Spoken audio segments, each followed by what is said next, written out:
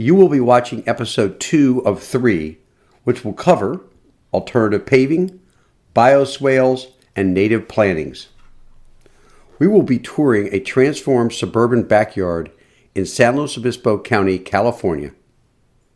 This series is brought to you by Semmes & Company Builders and Madrone Landscaping. We hope you enjoy it. So I understand now this is a wonderful pathway, but it's decomposed granite. That's right, decomposed granite just produced just less than 10 miles away. I'll be darned. And decomposed granite is just nothing more than granite that is ground fine. That's right, and we have no additives. It's been sifted pretty nicely for a good texture, and then we compact it, and then it still acts as a good permeable pavement. As you can see, it's pretty solid through the compaction process.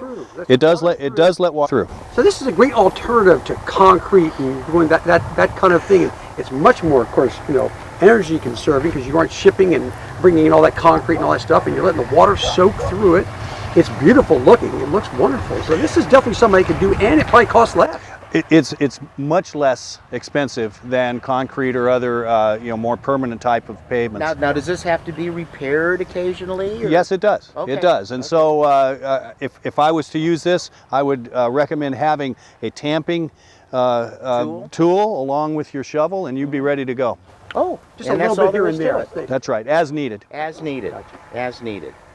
Okay, well, now what I think we'd like to talk about is that, again, being as fascinated with water as I am, I can see the home over here, and I can see the roof, and I can see the gutters, and I see the drains coming down, but they actually go into now this waterway.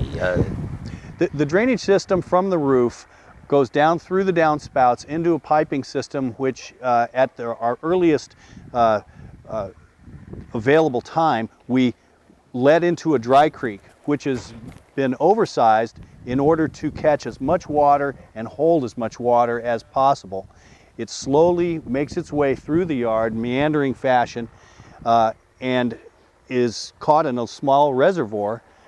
And then if that overflows, then it will go on the path to the downhill side of the project, which is the Salinas River in this case. But this is actually made to sort of soak into the ground. That helps feed the plants and everything.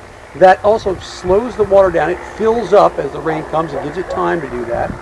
And it's darn attractive looking. This is definitely something somebody could do in your yard. You could take your flat yard and back, create a little, because this was a very flat yard. I mean, this is a tract development with very flat yards in it. And you can take your backyard and just carve into the ground very easily. It's attractive and it helps you with the water in the plant. Sure does. And we've got sort of a formula that we use in terms of the sizes of stone. We're going to have 1 part large stone, 12 inches plus, 1 part 3 to 6 inch and sometimes larger stone, and then 2 parts smaller stones such as gravel from 3/4 up to maybe 2-inch diameter. Very scientific. It's what it does is it gives you a nice natural variety of stones. If that's the look you're after, it's really pretty easy to accomplish. It locks in too. If you look at it, you get its features. It also holds it together. It's not all one kind of size stone that's going to roll down and be. And one of the other things too that I think is important is particularly here in the state of California, we need to keep recharging our aquifers. That's where we're taking all the water from, and unless you have an abundance of rain every year, those things are going down all the time. And this is just a small contribution to the aquifer. And it looks beautiful. So. And it's also watering the plants that are adjacent to it. Sure, absolutely. It's a great solution. Really, I think you did a beautiful job here of taking, you'll be able to see hopefully how it's so flat here, but he creates this element that just, your eye is always looking to new things. Some of those new things are some of these new plants you put in. These are pretty exciting. This one here. Right? This is a favorite for Mediterranean gardens, and it is not a California native, but it certainly feels at home here. This is Laurus nobilis, also known as the Grecian bay tree, and is the traditional bay leaf that you're going to find in a lot of cooking. Just crush the leaf, smell it, you'll know what I mean. Oh, spaghetti. Yeah, it takes you right there. Yeah. Isn't that the thing where you get to kiss the cook? If you find the bay leaf in the spaghetti, you get to kiss the cook? Yeah. You must have got a lot of kisses.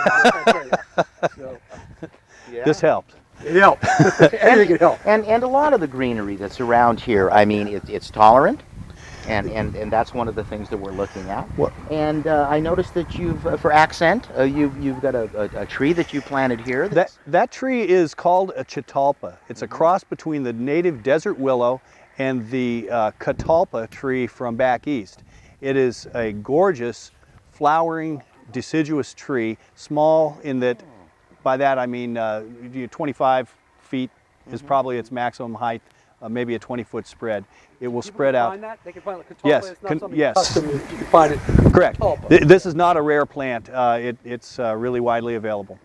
Catalpa shade tree? tashcatensis. Is it a shade tree? Is it ornamental? Yes, it's well both. I would actually. consider that. Yes, Okay. although it's not a real large tree.